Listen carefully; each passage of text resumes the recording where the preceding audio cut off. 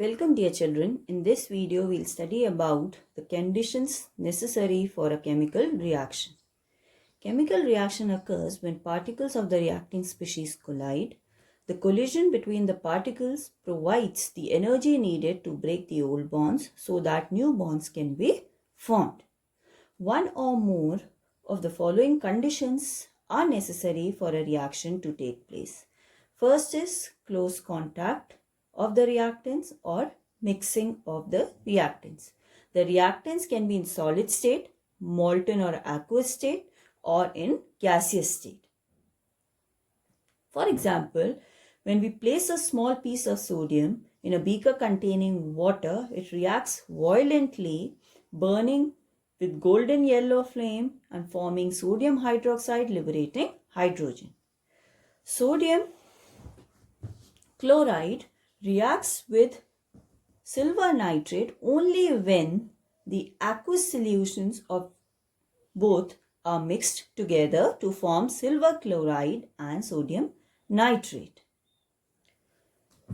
Formation of water involves the gaseous reactants hydrogen and oxygen. Formation of ammonia again involves the gaseous reactants nitrogen and hydrogen. Some of the reactions occur only on heating. Like copper carbonate, which is green amorphous substance, on heating changes to black colored compound copper oxide liberating carbon dioxide. Potassium nitrate on heating decomposes to potassium nitrite giving out oxygen.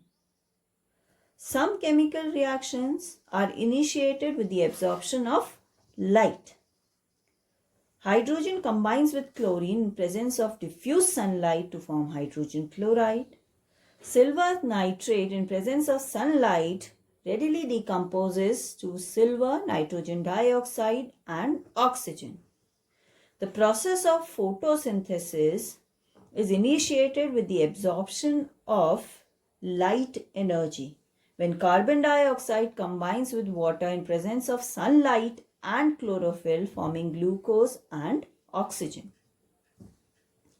Some of the chemical reactions like decomposition of compounds into the constituent elements involve the use of electricity. Water is decomposed into hydrogen and oxygen on passing electric current. Likewise, molten sodium chloride is decomposed into sodium and chlorine by absorption of electricity. Some chemical reactions need the two reacting species to be subjected to high pressure. Only then the reaction occurs. For example, nitrogen combines with hydrogen at a pressure of 200 atmospheres to form ammonia. Mercuric chloride combines with potassium iodide only when it is rubbed with a mortar to form mercuric iodide and potassium chloride. Some chemical reactions involve the use of catalyst.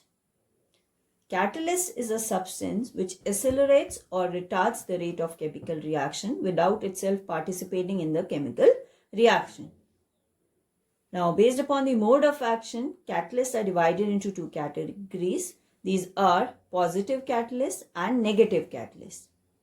Any catalyst which accelerates the rate of chemical reaction is called positive catalyst, and any catalyst which retards the rate of chemical reaction is called negative catalyst.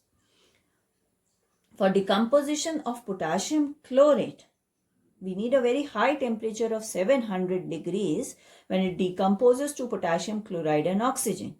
But if we add a pinch of MnO2, manganese dioxide, the reaction temperature is brought down to 300 degrees Celsius. Formation of ammonia from nitrogen and hydrogen, we use the catalyst iron in presence of molybdenum. Molybdenum here acts as the promoter which improves the efficiency of iron as a catalyst. So for both of these reactions here, MnO2 and Fe act as positive catalysts. Decomposition of hydrogen peroxide is retarded in presence of phosphoric acid. Likewise, oxidation of chloroform is also decreased in presence of ethyl alcohol. So both phosphoric acid and ethyl alcohol act as negative catalysts. So for a chemical reaction to take place, either one or more conditions are needed. Thank you.